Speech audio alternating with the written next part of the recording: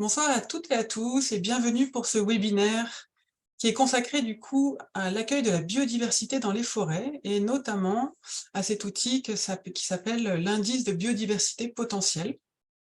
Donc on est très heureux d'accueillir Pierre Gonin qui va justement nous parler de cet outil. Mais juste avant de démarrer justement ce webinaire, pour que tout le monde sache qui est État Sauvage, je vais vous faire une petite présentation flash de l'association. Donc notre association est née en 2019, elle est animée uniquement par une équipe bénévole et nous existons en fait pour éveiller collectivement les consciences, préserver la biodiversité, retisser du lien avec la nature et favoriser une symbiose avec le vivant. Un vaste programme. Donc sur la slide d'après, merci Pierre, nous avons une mission justement qui est, pour résumer, celle de préserver le vivant, d'encourager les liens positifs que l'humanité entretient avec la nature. Et pour cela, nous nous donnons deux grands axes. Le premier, qui est celui de la sensibilisation, et c'est le cadre de ce webinaire. Nous essayons de vulgariser les connaissances scientifiques et de les rendre accessibles au plus grand nombre. Et le deuxième axe sur lequel travaille l'association, c'est celui de la préservation des écosystèmes. Et nous développons notamment sur le terrain des projets de préservation des forêts, en créant notamment des îlots de sénescence dans les forêts privées en France. Voilà pour la présentation de l'association. Bien sûr, si vous avez des interrogations, des questions, il ne faudra pas hésiter à nous envoyer un petit message. On sera ravis d'y répondre. Mais avant de passer la parole à Pierre Gonin, je vais justement présenter notre participant, donc présentateur de ce webinaire. Donc Pierre Gonin est un ingénieur forestier à l'Institut pour le développement forestier. Il travaille en fait sur la prise en compte de la biodiversité dans les forêts françaises, avec, je crois également un programme maintenant qui est en lien aussi avec l'Europe, et il a co-développé justement l'indice de biodiversité potentielle depuis 2008. Je lui laisse la parole pour cette belle présentation. Si vous avez des questions, vous pouvez les poser dans le chat durant toute la présentation, et on prendra vos questions à l'issue de la présentation justement pour les transmettre à Pierre et que l'on puisse traiter vos questions au fil de l'eau. Merci, bon webinaire à toutes et à tous. Bonsoir. Alors, merci donc à État Sauvage de m'avoir proposé de présenter donc l'indice de biodiversité potentielle. Donc la présentation a été préparée avec Laurent Larieux, donc qui est aussi le co-auteur de cet indice. Et avant de démarrer sur la présentation de l'IBP et de sa définition, il est utile de revenir déjà sur le terme de biodiversité, qui recouvre la diversité du monde vivant à tous les niveaux d'organisation biologique. Donc, c'est en fait un concept assez complexe parce qu'on peut considérer la biodiversité à trois niveaux. Le niveau des espèces, celui des habitats et le niveau génétique. La biodiversité peut aussi se décrire à l'échelle du peuplement ou du massif forestier, donc, ou de la propriété. Et puis, assez classiquement, on s'intéresse aux espèces, aux habitats sous deux angles. L'angle de la diversité remarquable et puis l'angle de la diversité ordinaire ou la diversité totale. Alors, l'IBP va déjà se concentrer juste sur une partie de la biodiversité, donc en l'occurrence la diversité en espèces. On va être à l'échelle du peuplement forestier et on va s'intéresser donc à la totalité des espèces, donc c'est ce que l'on appelle la diversité ordinaire. Donc l'autre point aussi concernant l'IBP, c'est la cible et les utilisateurs. Au départ, donc l'outil a été créé pour les gestionnaires de façon à ce qu'ils puissent l'utiliser en routine. Donc il fallait que l'outil soit simple et pratique d'utilisation. Alors, on peut se poser la question, comment va-t-on faire pour décrire la biodiversité avec cet indice? Alors déjà, il faut se souvenir que la diversité se décrit au travers de la description de la composition de l'écosystème. Alors, si on prend par exemple les espèces que l'on retrouve dans les forêts françaises, vous avez dans ce tableau quelques chiffres qui vous indiquent les ordres de grandeur du nombre d'espèces qu'on est susceptible de rencontrer. Donc, si on a 1 millier de plantes au niveau au niveau de la France, des forêts françaises. Au niveau du taxon coléoptère, on va se retrouver avec un nombre d'espèces beaucoup plus important, puisqu'on a environ 5000 espèces, et les champignons encore plus, donc bien au-delà de ceux qu'on peut imaginer, donc 15 000 espèces. Une forêt, ainsi, va pouvoir héberger plusieurs milliers d'espèces. Alors, ces espèces ne sont pas toutes identiques en termes de fonctionnalité dans l'écosystème, et donc c'est intéressant aussi de voir les groupes fonctionnels qui sont présents. Et si on prend par exemple le cas des arbres, on sait que les espèces n'ont pas toutes la même position dans la dynamique de végétation. Il y a certaines espèces qu'on appelle pionnières qui vont s'installer tout au début de la colonisation de milieux ouverts, comme les bouleaux, les saules, les peupliers, et d'autres qui vont s'installer vraiment en fin de cycle, des espèces qu'on appelle dryades, le hêtre, le sapin pectiné, par exemple. Un dernier point concernant la description de cette biodiversité, on va s'attacher aussi à décrire la structure de l'écosystème, donc la répartition verticale spatiale donc, des espèces ou la répartition horizontale dans l'écosystème. Alors, l'évaluation de la biodiversité, elle peut se faire de manière directe, donc en observant des groupes biologiques, ou de manière indirecte, en observant les caractéristiques du peuplement et des habitats associés. Donc, si on prend sur cette photo, par exemple, l'observation directe va être l'inventaire des espèces saproxyliques qui vivent sur du bois mort, comme ce champignon. La méthode indirecte va plutôt essayer d'évaluer les caractéristiques des supports de ces espèces saproxyliques, donc le nombre et la diversité du bois mort présent. Alors, l'IBP va justement utiliser cette méthode indirecte, qui est beaucoup plus simple, qui ne nécessite pas de connaissances taxonomiques. Et donc, en fait, avec l'IBP, on va évaluer la capacité d'accueil du peuplement donc, pour la biodiversité taxonomique ordinaire. Donc, c'est pour ça que l'indice s'appelle potentiel, parce qu'on ne voit pas les espèces qui sont réellement présentes, mais on voit la capacité, la potentialité d'accueil pour les espèces. Alors, pour évaluer justement cette capacité d'accueil, il faut voir les conditions qui sont favorables à l'installation des espèces. Et il y a un certain nombre de caractéristiques qui ont pu être identifiées qui permettent d'expliquer cette répartition. Il faut savoir que les exigences des espèces sont très variées et nécessitent souvent des habitats très spécifiques. Et donc, il y a un certain nombre de facteurs clés qui ont été identifiés et qui expliquent l'abondance et la répartition des espèces, quoi. Donc, l'IBP va justement utiliser ses connaissances sur les facteurs clés pour créer donc un indice composite avec 10 facteurs clés. Alors, quels sont ces 10 facteurs clés? Il y a déjà un premier groupe de facteurs qui sont plutôt liés au peuplement et à la gestion forestière.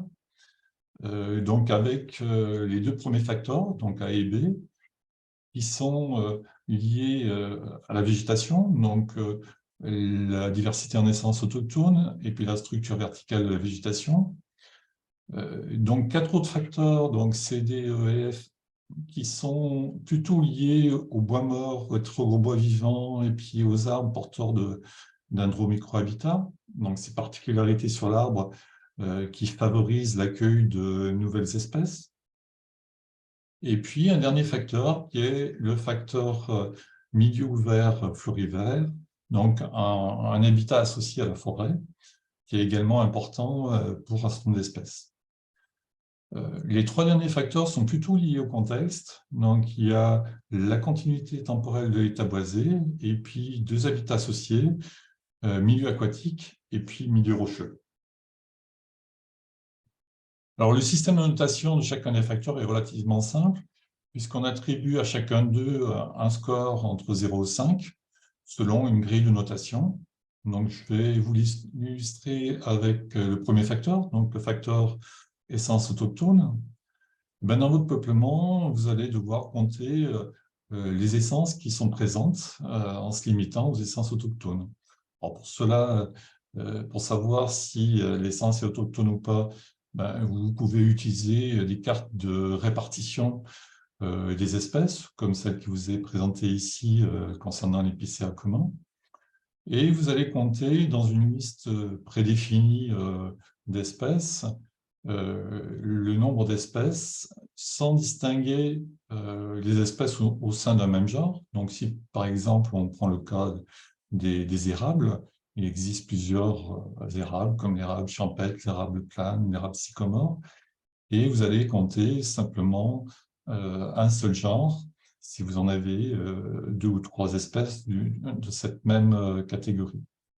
Et vous allez comme ça inventorier tous les genres présents, qu'ils soient vivants ou morts.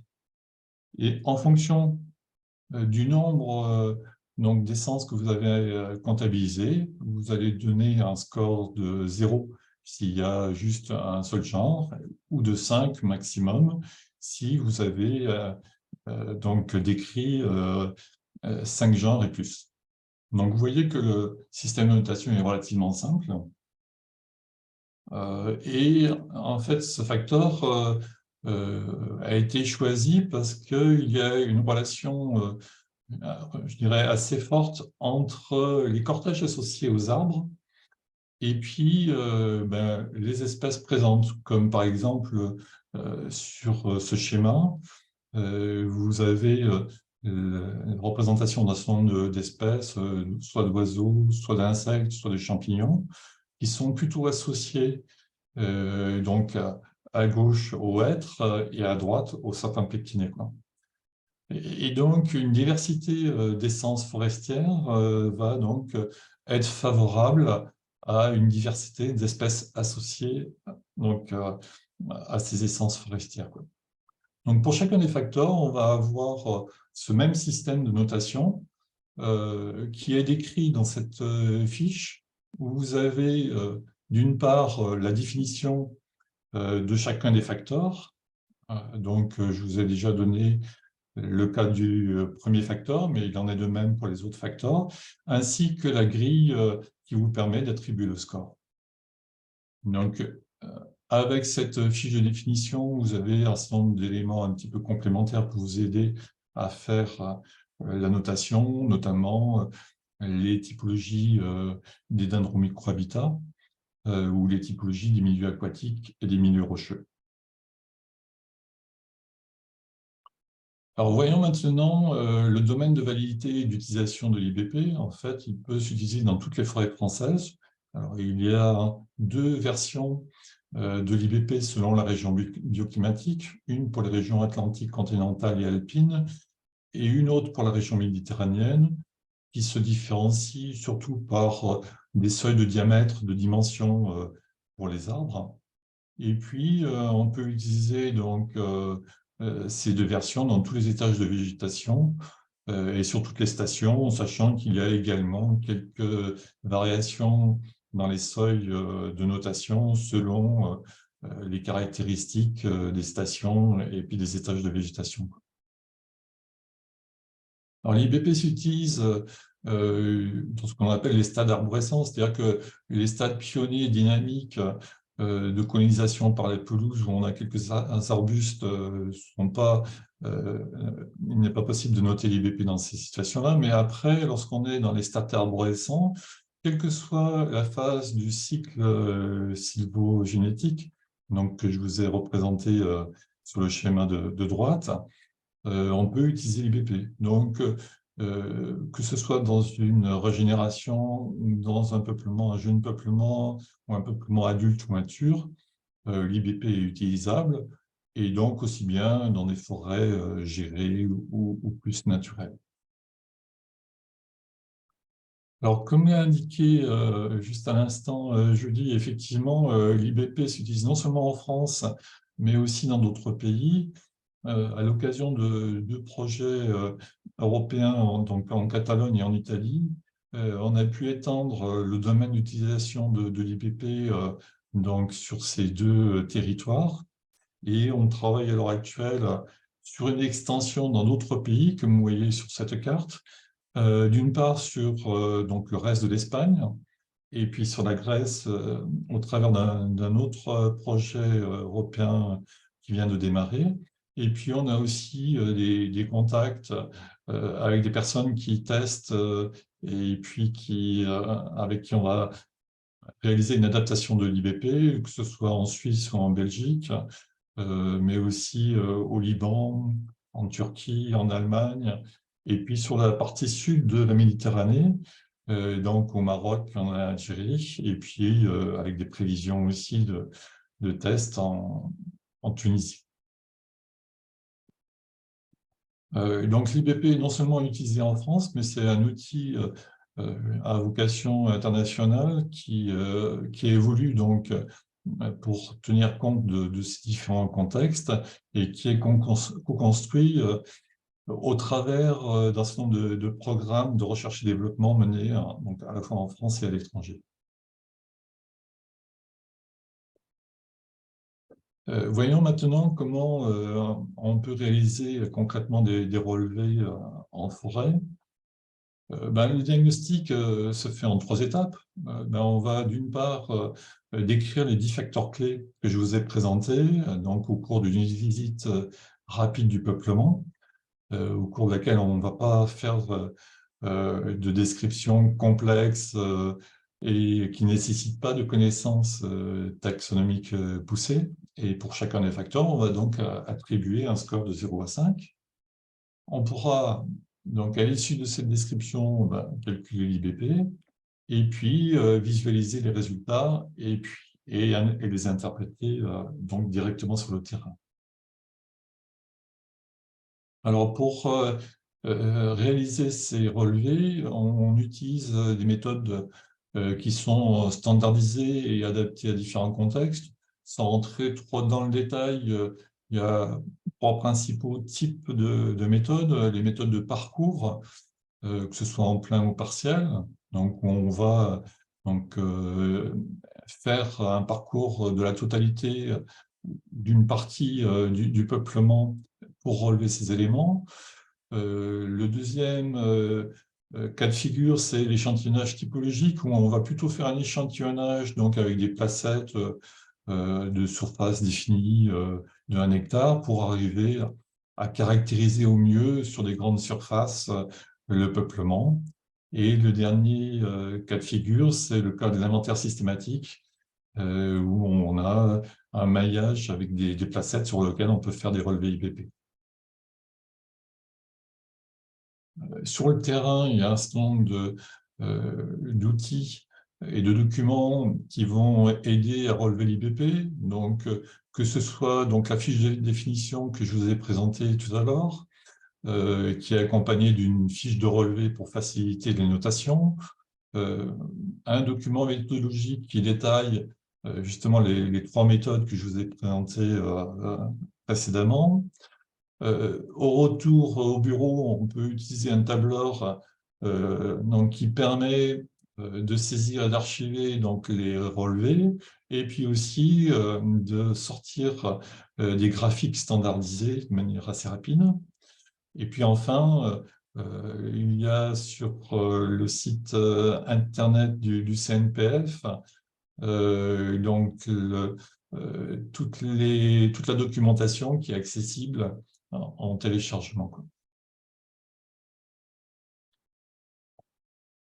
Alors, voyons maintenant quelques exemples d'utilisation, un petit peu plus concrètement, dans le cas du diagnostic de peuplement, avec cet exemple de 2 peuplements de chênes verts, donc un peuplement adulte et puis un peuplement mature avec des arbres beaucoup plus âgés.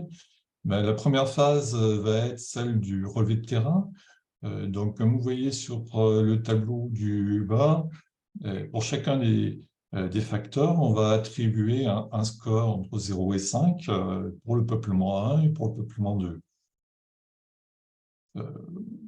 Avec ces scores, on va pouvoir tout simplement calculer l'IBP en additionnant d'une part les scores obtenus pour les 7 premiers facteurs. Donc, si on prend le premier peuplement, Donc, on va avoir 26 points sur un total de 35.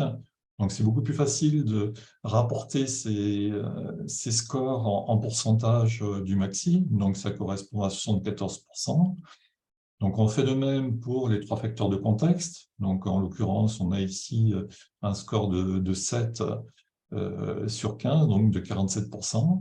Et puis, quand on additionne l'ensemble des scores, donc sur les 10 facteurs, on va avoir donc un score qui, en l'occurrence, s'établit à 66%. Donc, on fait de même pour le deuxième peuplement. Et on peut donc représenter les résultats dans ce premier graphique, donc avec sur l'axe horizontal les scores obtenus pour les 7 premiers facteurs et sur l'axe vertical les scores obtenus pour les 3 autres facteurs. Donc on voit que nos deux peuplements vont se discriminer dans ce tableau, dans ce graphique, qui va d'un niveau de faible capacité d'accueil vers un niveau de forte capacité d'accueil. Alors, c'est intéressant de compléter ce graphique par une représentation de chacun des scores obtenus pour les 10 facteurs. Donc, comme on peut le voir ici sur ces deux graphiques radars, donc on va pouvoir reporter le score entre 0, 2 et 5.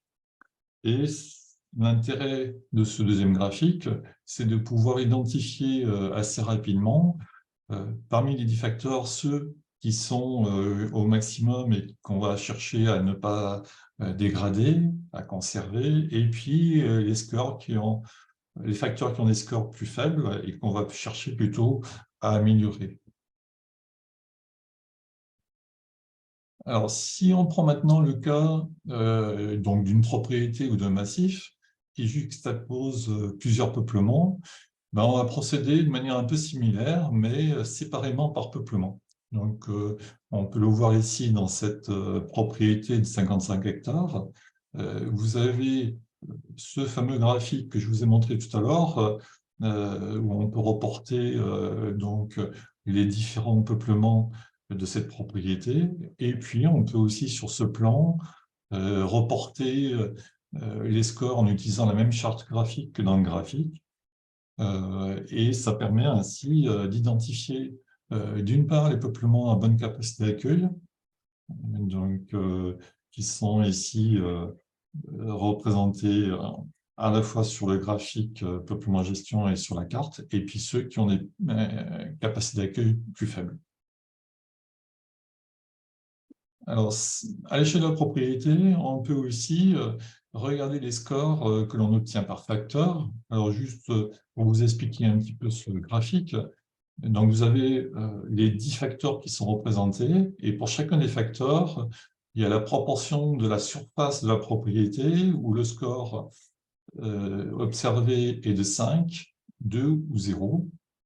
Ainsi, pour le premier facteur, on voit qu'il y a une majorité de cette propriété qui a des scores élevés de 5. Si on prend le troisième facteur, donc bois mort sur pied, on va voir qu'à l'inverse, il y a une très faible surface qui a un score intermédiaire et que la majorité de la propriété a un score de 0. Donc, ça permet, avec ce graphique, d'avoir une analyse globale à l'échelle de la propriété des valeurs IBP. On peut faire une analyse un peu similaire donc avec des inventaires systématiques. Donc ici, par exemple, une propriété de 300 hectares où il y a eu un maillage de 1 point hectare. Et ici, représenter les valeurs obtenues pour 3 facteurs. Donc en bleu, les très gros bois vivants, et puis en marron, les bois morts sur pied et debout. Et la taille des cercles est proportionnelle au nombre d'arbres comptés. Et on voit tout de suite sur cette propriété des zones où les scores ou le nombre d'arbres est élevé, qui peuvent par exemple faire l'objet d'îlots de senescence, et au contraire des zones où les scores sont très faibles et qui identifient des zones de discontinuité spatiale pour ces critères. Donc, ces éléments vont permettre d'aider les gestionnaires et l'aménagiste à réfléchir sur des mesures pouvant intégrer ces différents éléments. Alors, la gamme d'utilisation donc de l'IBP est variée. Alors, on peut l'utiliser dans les forêts de production. Donc, je vous ai montré quelques exemples donc, qui peuvent être mis en œuvre à la fois par des gestionnaires, des propriétaires, des conseillers forestiers, et qui peuvent être utilisés à différentes étapes de la gestion, donc soit avant martelage, soit lors d'un plan de gestion, soit lors de visites de suivi de gestion. Et puis, on peut l'utiliser à l'échelle de la parcelle, de la propriété ou du territoire. L'IBP a aussi été utilisé dans des espaces dédiés à la conservation, que ce soit des parcs nationaux, régionaux ou des réserves. Il permet en particulier de compléter l'évaluation environnementale qui peut être ciblée dans ces zones-là sur justement des espèces plus emblématiques et donc le compléter au niveau biodiversité taxonomique ordinaire. Alors l'IBP est aussi un outil pédagogique qui est utilisé dans des dispositifs de terrain, lors de réunions techniques et de formation à la biodiversité, et au travers de publications techniques.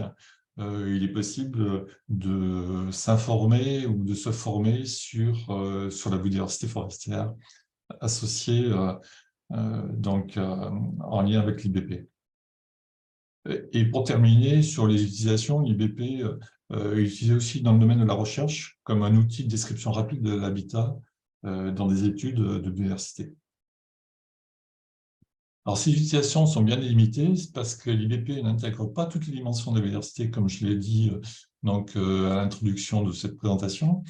Et donc, on peut le compléter par l'étude des espèces ou des habitats remarquables ou d'autres analyses, par exemple des études de naturalité. Ce n'est pas non plus une mesure précise de la biodiversité, donc ça peut nécessiter des études plus approfondies.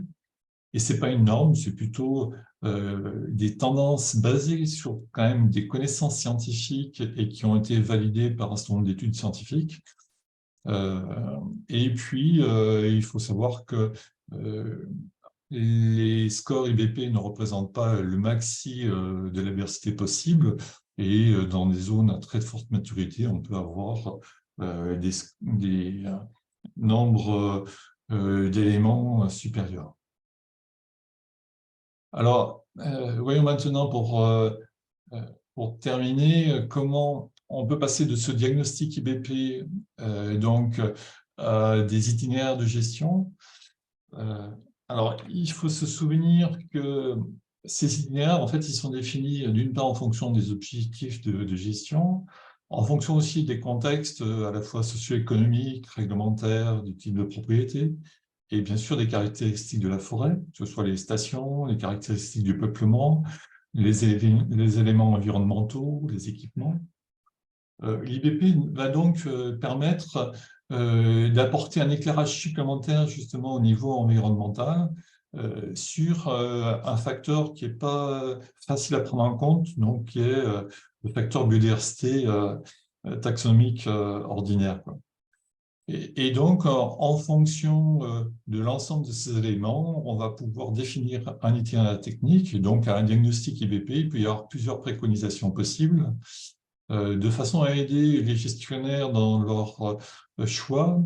Donc, un document a été élaboré qui regroupe pour chacun des 10 facteurs à la fois des informations sur l'intérêt de chacun des facteurs et sur les moyens de le prendre en compte dans la gestion. Alors, sans rentrer trop dans le détail justement sur ces préconisations, on peut dire qu'il y a 2 règles générales. Une que je vous ai déjà citée, qui est de préserver les éléments favorables et d'améliorer les facteurs défavorables. On peut aussi énoncer un peu cette ligne rouge, cette règle qui est de diversifier les habitats, chercher à leur assurer une continuité dans l'espace, donc assurer une connectivité entre les habitats, et puis assurer aussi une continuité dans le temps, donc pour qu'il n'y ait pas de rupture des éléments. Alors, si on prend l'exemple, par exemple, du premier facteur essence autochtone, avec les photos, les 3 photos du haut, la diversité, on voit que, par exemple, dans cette plantation résineuse, on peut chercher à favoriser les espèces feuillues. À côté, donc, l'aspect continuité spatiale, où là, on va chercher à ce que les différentes espèces soient réparties sur tout le peuplement. Et puis, continuité temporelle, au moment, par exemple, de la régénération ou du renouvellement du peuplement, eh ben, chercher à favoriser le développement des différentes espèces qui peuvent être présentes ou à maintenir au moins celles qui sont en sous-étage ou qui permettent d'assurer une meilleure diversité des espèces autochtones. Alors, en plus de ces 2 règles, on peut identifier un certain nombre d'éléments qui sont particulièrement favorables et sur lesquels il est intéressant de se focaliser. Il y a dans les peuplements souvent des arbres qui ont un intérêt écologique plus élevé. Donc, par exemple, ici, vous avez le cas de ce chêne dans cette plantation qui se trouve un petit peu en bordure et qui a l'intérêt d'être à la fois une essence autochtone, d'être un très gros bois et de porter des dendromicrohabitats. Donc, c'est des éléments remarquables qu'on va chercher à préserver. Des situations aussi qui sont assez favorables donc à cette préservation de la diversité, que ce soit par exemple sur la photo ici, cette bordure de ruisseau, où on peut avoir une stratification verticale, une diversité en essence, aussi la présence de gros chênes ou d'espèces qui ont des dimensions plus importantes et porteurs de microhabitats, mais ça peut être aussi le cas des bordures de chemin, des haies.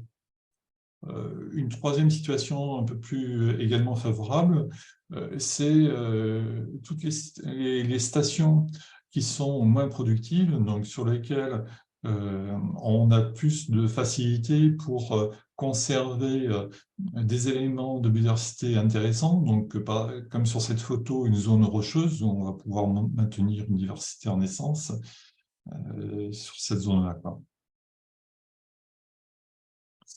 Et puis, voyons aussi quelques préconisations par facteur, donc extraites du document dont je vous ai parlé, bon, sans toutes les détailler, mais par exemple, pour le facteur structure verticale, c'est important d'obtenir des lisières et des bordures qui sont étagées. Donc, comme on le voit sur cette photo en bord de lac, où on a à la fois la strate herbacée, on a des strates arbustives basses et des strates arborescentes. C'est aussi intéressant de conserver le sous-étage lorsque c'est possible. Donc, comme dans cette plantation de peupliers qui est beaucoup plus âgée, donc sur lequel on peut, dans ce cas de figure, dans cette station de Champagne-Ardenne, laisser le sous-étage se développer. Dans le cas, par exemple, des très gros bois, on va essayer de conserver quelques très gros bois lors des coupes, en particulier dans les lisières. Concernant les milieux ouverts, ces milieux qui donc abritent des espèces qu'on ne va pas retrouver dans les zones beaucoup plus fermées, un petit peu comme pour les bordures, la bordure de lac que je vous ai présentée, on va chercher à privilégier des lisières progressives et étagées, et dans les peuplements qui sont très fermés, essayer de créer des petites trouées, mais ne pas trop ouvrir quand même les boisements qui doivent conserver leur caractère fermé saphile qui les caractérise. Pour les arbres porteurs de dendromicrohabitat, on va chercher à conserver un certain nombre d'arbres en privilégiant ceux qui portent une diversité de microhabitats, les dendromicrohabitats qui peuvent être rares, les très gros bois, les essences autochtones. Et puis enfin, pour les milieux aquatiques, on va chercher à maintenir la qualité et le bon fonctionnement de ces milieux, préserver les abords. et pour terminer avec les milieux rocheux, éviter les perturbations.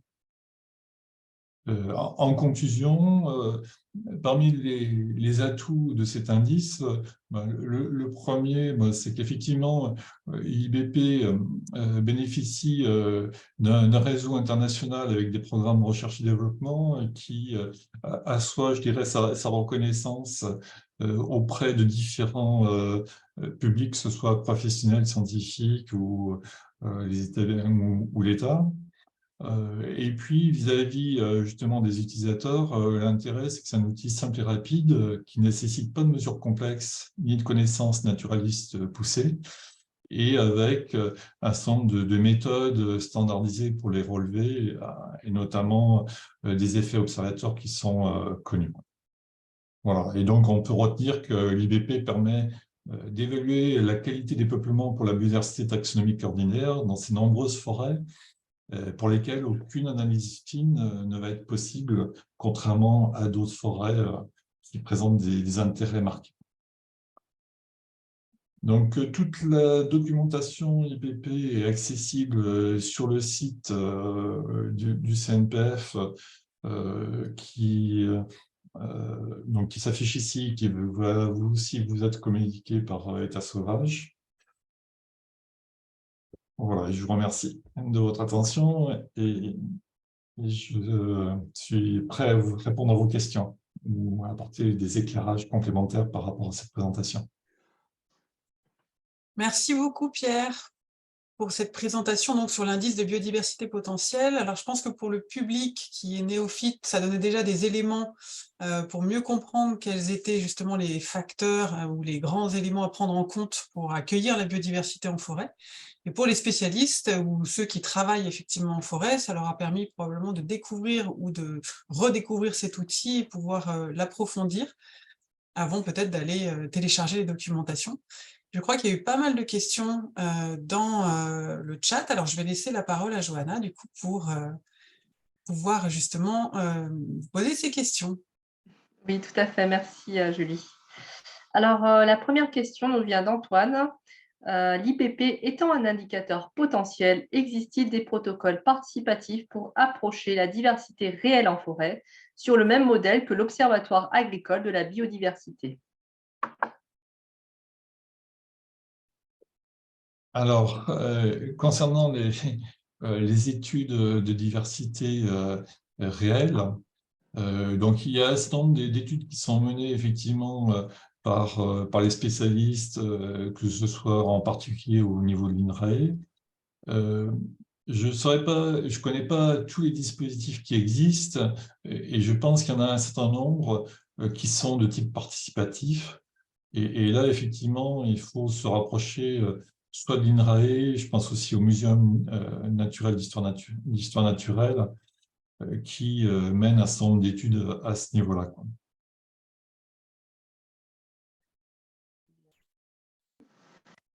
Alors, je passe à la question suivante, qui nous vient de Philippe. Certains critères présentent aussi des risques au regard, par exemple, des incendies.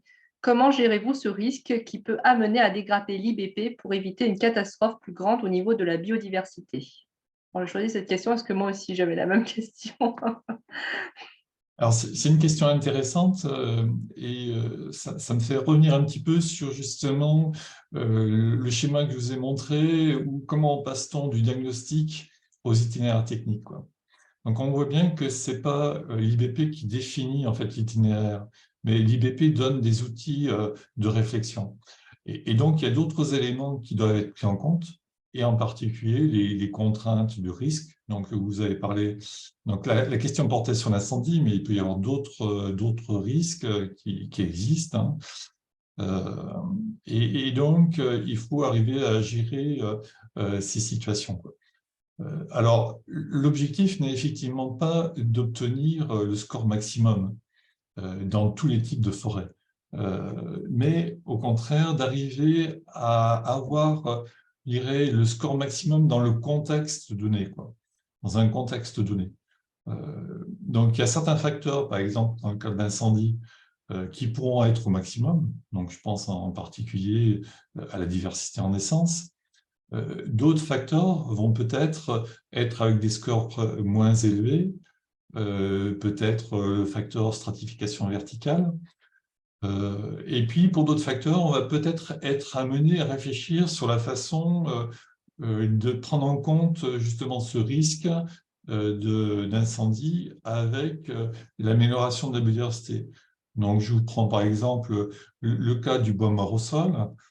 C'est vrai qu'une des possibilités est de laisser du bois mort avec donc l'arbre en entier, avec le tronc et puis le houppier. C'est vrai que dans les zones d'incendie, c'est un risque potentiel si en particulier cet arbre est un résineux. L'une des solutions, c'est effectivement peut-être de trouver une situation un peu intermédiaire en conservant uniquement la partie qui pose le moins de danger vis-à-vis des risques d'incendie, donc éliminer par exemple le houppier, conserver la partie du tronc qui est intéressante pour les cortèges saproxyliques. Voilà. Donc, dans ce cas-là, il faut essayer d'adapter au mieux je dirais, l'amélioration de la biodiversité en tenant compte des contraintes et non pas de tout supprimer, mais de trouver cet équilibre entre contraintes et amélioration de la biodiversité. Merci beaucoup pour cet éclairage.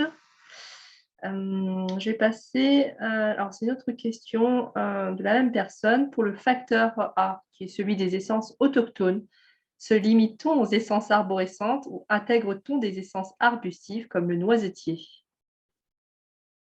Alors, la liste des essences n'intègre pas le noisetier ni les arbustes. Alors, il y a deux principales raisons. La première, c'est que le choix s'est porté plutôt sur les arbres qui, en fait, en termes, je dirais, d'accueil de par leur dimension, ont un rôle vraiment prédominant. Le fait de ne pas intégrer les arbustes ne veut pas dire qu'ils ne sont pas intéressants. Ça, je pense que c'est un point important à noter, qui est valable aussi pour tous les facteurs. Donc, ce que l'on ne décrit pas, ce n'est pas des choses qui sont inintéressantes, mais on a un peu hiérarchisé, j'ai parlé des facteurs clés, hein, on a essayé de hiérarchiser les éléments essentiels pour se focaliser sur ceux qui avaient le plus d'intérêt, notamment avec cet objectif de faire un outil relativement simple et rapide. Et donc, le fait de ne pas noter les arbustes va permettre également d'avoir une description et une notation IBP beaucoup plus rapide.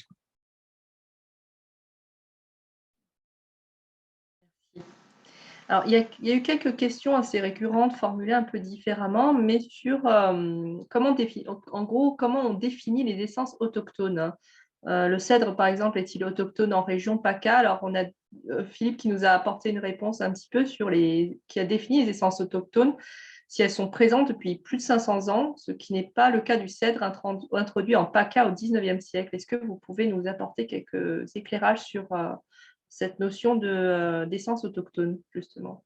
Oui.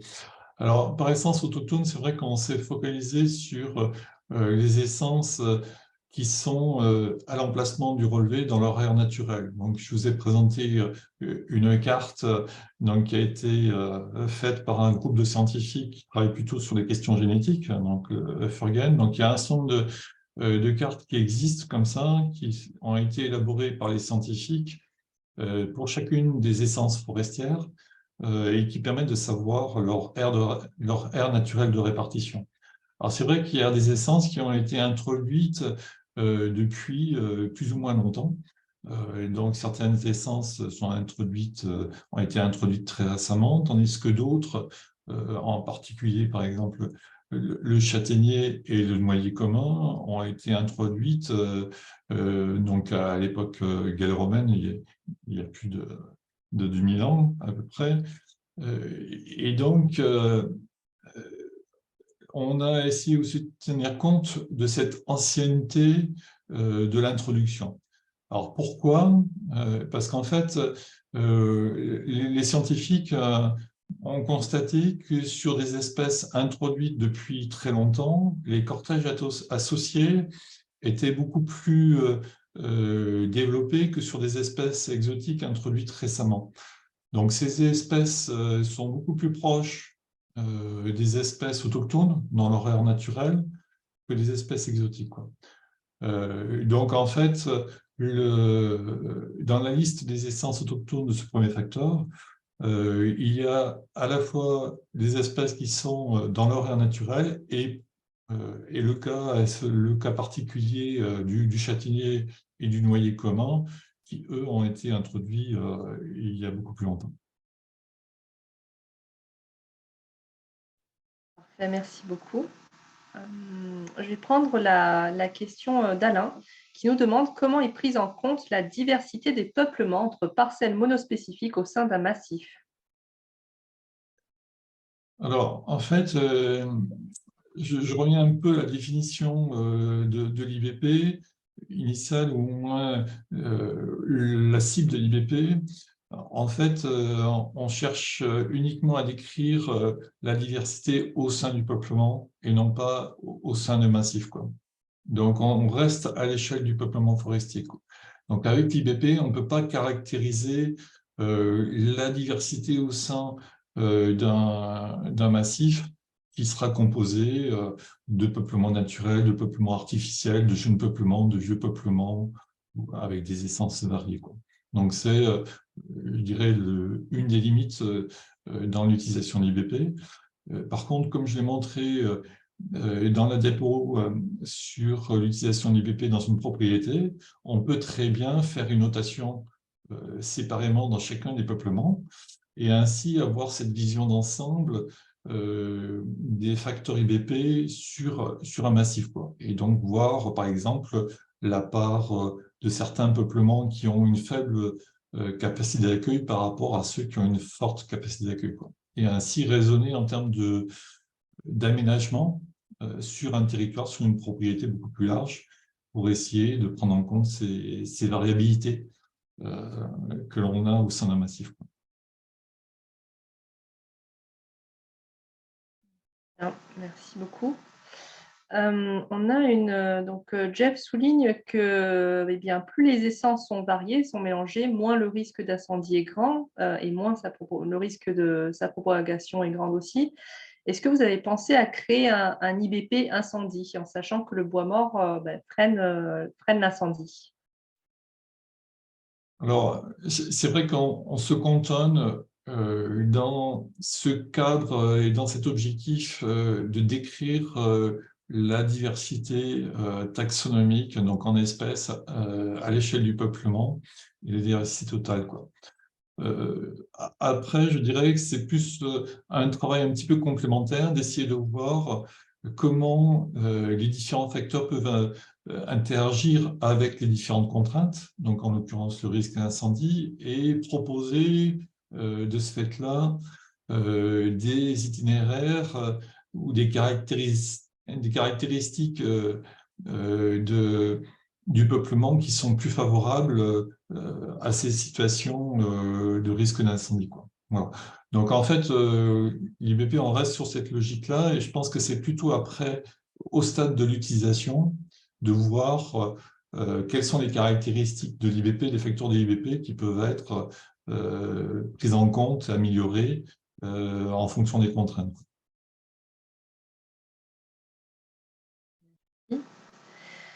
Alors, je remonte un peu plus haut. Laurence souligne qu'une loi récente interdirait aux particuliers d'aller dans une forêt privée. Est-ce que cela réduit les sciences participatives pour les bénévoles d'associations? Très honnêtement, je ne suis pas en mesure d'apporter une réponse précise. On pourra garder cette question et puis y répondre dans le mail qui sera envoyé donc à l'issue de ce webinaire, quoi. Merci. Il y avait une question de Pierre. Qu'est-ce qui a changé avec la nouvelle version de l'IBP du mois de mars 2023? Alors, c'est vrai que l'IBP a été créé en 2008. Et depuis 2008, il y a des évolutions qui sont apportées à cette définition de façon à prendre en compte à la fois des connaissances nouvelles et puis faciliter l'utilisation.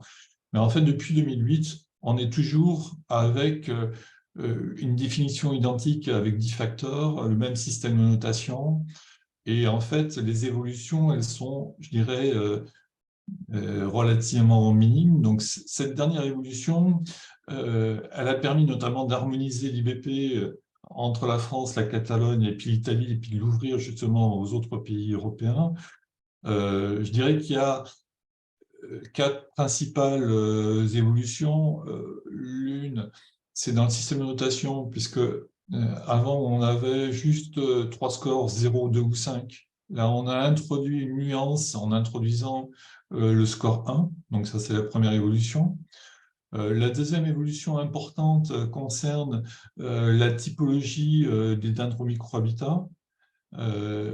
Pourquoi on a fait évoluer ce facteur? Tout simplement parce qu'au niveau européen, il y avait une typologie de référence qui a été donc élaborée, et donc ça paraissait tout à fait normal d'intégrer cette typologie de référence européenne dans l'IBP, donc ce qui a amené à modifier un petit peu la définition. La troisième modification concerne le facteur ancienneté, continuité temporelle de basée. On a intégré des connaissances nouvelles qui concernaient les peuplements qui pouvaient être anciens avec un certain nombre de perturbations. Donc, on a un petit peu affiné la définition de ce facteur. Et puis, la quatrième, je dirais, modification, c'est un ensemble de petites modifications qui portent sur un certain nombre de facteurs avec quelques évolutions de définition, quoi. Voilà. Merci pour ces précisions.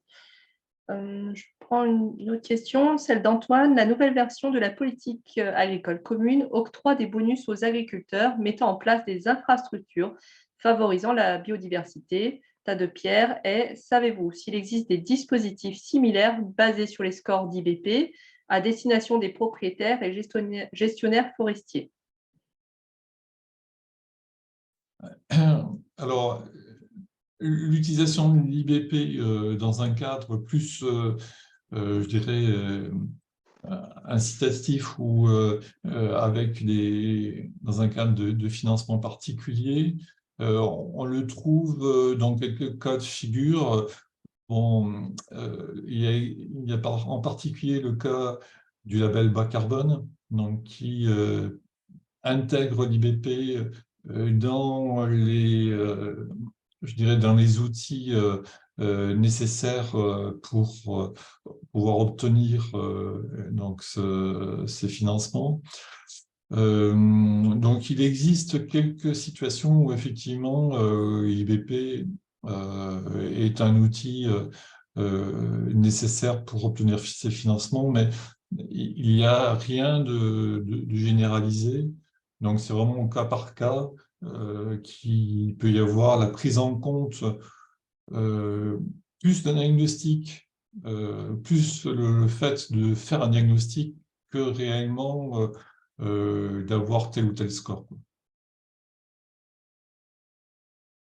Et merci. Effectivement, il y avait une autre partie de la question, mais vous y répondez, puisque quelle est la place de l'IBP au sein des politiques publiques françaises forestières? Est-ce que c'est un moyen incitatif, une forte préconisation ou bien est-il inexistant? Voilà. Voilà. C'est vrai que l'IBP est plutôt utilisé dans des outils de financement comme une méthode qui permet de prendre en compte donc la biodiversité dans les caractéristiques du projet, quoi.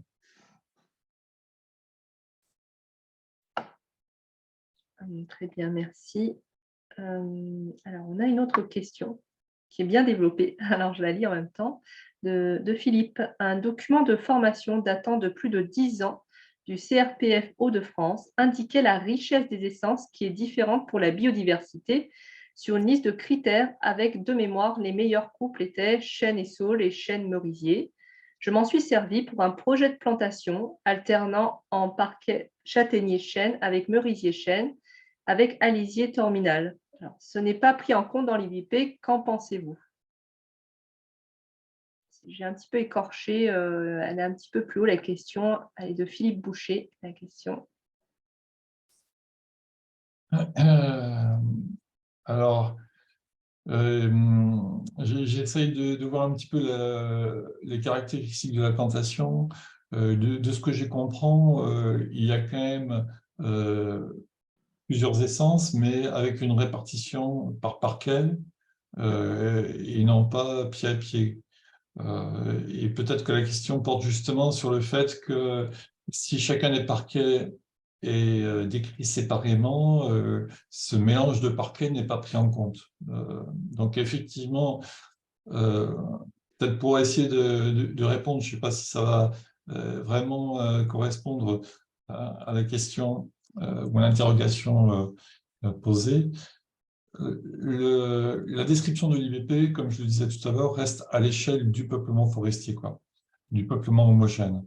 Donc, si on a dans un peuplement, on considère qu'on peut avoir des bouquets, je dirais, différents avec différentes essences, à ce moment-là, effectivement, le peuplement composé de différents bouquets d'essences différentes va avoir une diversité importante, quoi.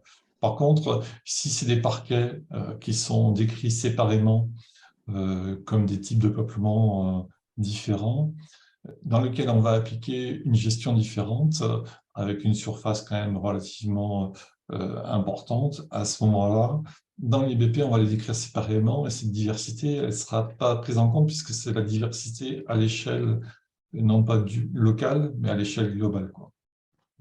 Donc, j'en reviens dans ce cas de figure, je dirais à la réponse que j'avais déjà apportée tout à l'heure en disant qu'avec l'IVP, on se limite à l'échelle locale du peuplement forestier homogène.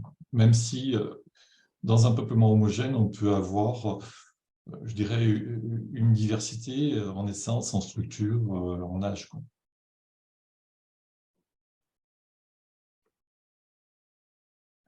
Alors, pardon. Philippe Boucher précise que la question était surtout sur la participation d'essences plus ou moins riches, avec par exemple un couple chêne et merisier se complétant l'un l'autre.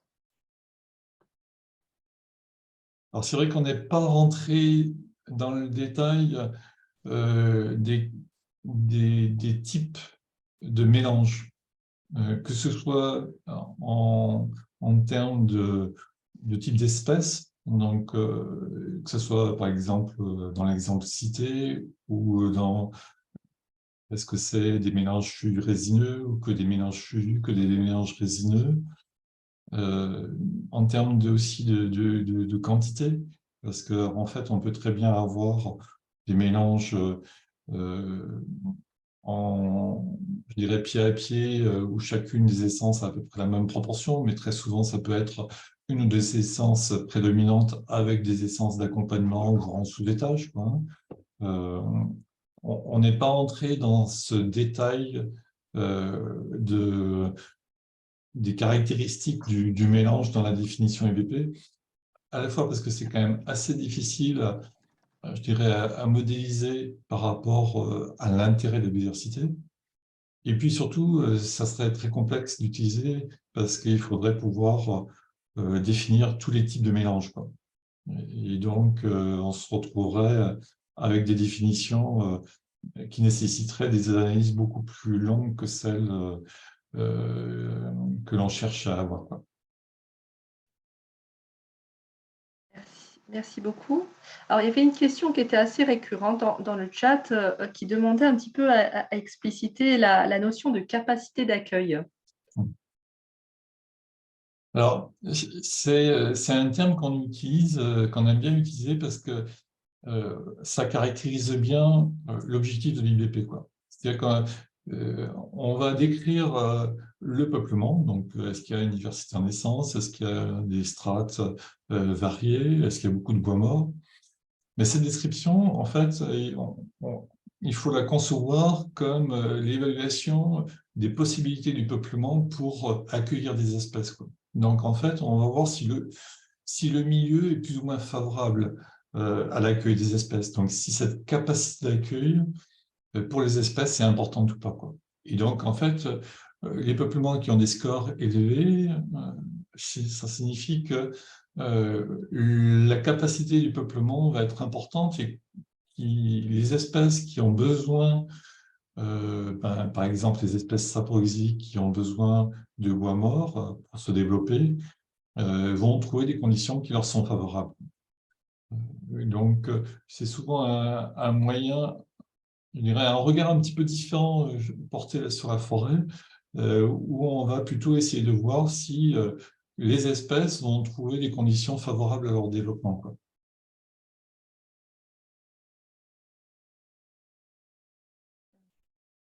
On a fait à peu près le tour des questions. Est-ce qu'il y en aurait d'autres?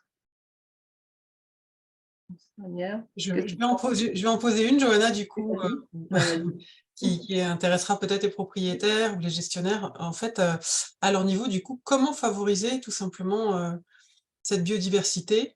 Vous avez parlé, donc il y a eu plusieurs questions et Pierre, vous avez parlé des itinéraires qu'on pouvait mettre en place, mais très concrètement, de manière assez pragmatique, qu'est-ce qu'on peut mettre en place simplement, enfin simplement, si tant est que ça puisse être simple, mais voilà, pour favoriser l'accueil de cette biodiversité, si on devait donner des conseils pour que chacun puisse repartir avec voilà, des éléments à mettre en place facilement déjà de son côté. Alors, je pense que la diapo qui présentait un petit peu les deux règles générales est intéressante parce qu'elle montre de manière assez simple comment, à partir du diagnostic IBP, on peut arriver à favoriser la biodiversité, quoi. C'est-à-dire que le diagnostic de la biodiversité permet de voir les éléments qui sont justement intéressants. Donc, il faut se souvenir un petit peu des 10 facteurs, même si on n'a pas en détail la valeur des scores. On sait qu'il est intéressant d'avoir une diversité en espèces autochtones, du bois mort, mais plutôt de grosses dimensions. Et donc, dans son peuplement, on va essayer de préserver déjà ces éléments qui sont favorables, quoi.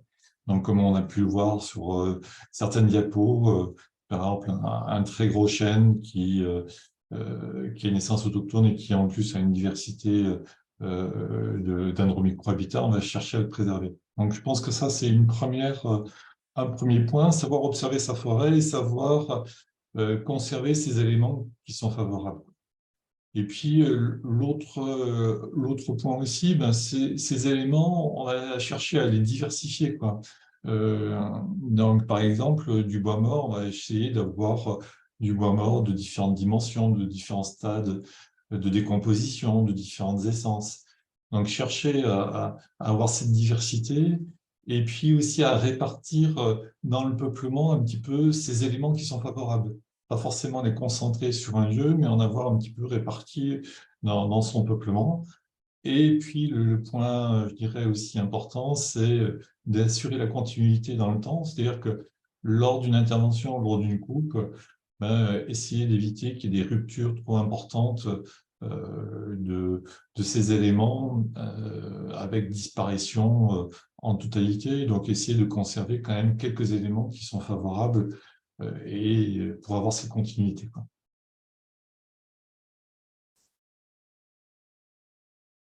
Merci. Alors du coup, il y avait des questions qui sont arrivées entre-temps. Je vais en grouper deux et puis on arrêtera là, qui sont à la fois antagonistes et en même temps qui se rejoignent. La première était sur les coupes rases. En fait, que penser évidemment des coupes rases? Bon, si on parle de la capacité d'accueil de la biodiversité, je pense qu'on a tous une petite idée de la réponse par rapport à la coupe rase, mais plus largement, voilà, de cette méthode de gestion.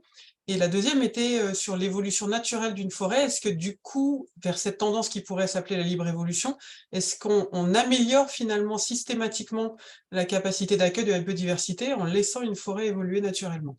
Et puis en plus, je pense qu'on arrêtera après le webinaire, mais vous pouvez nous laisser vos questions et on les transmettra également à Pierre.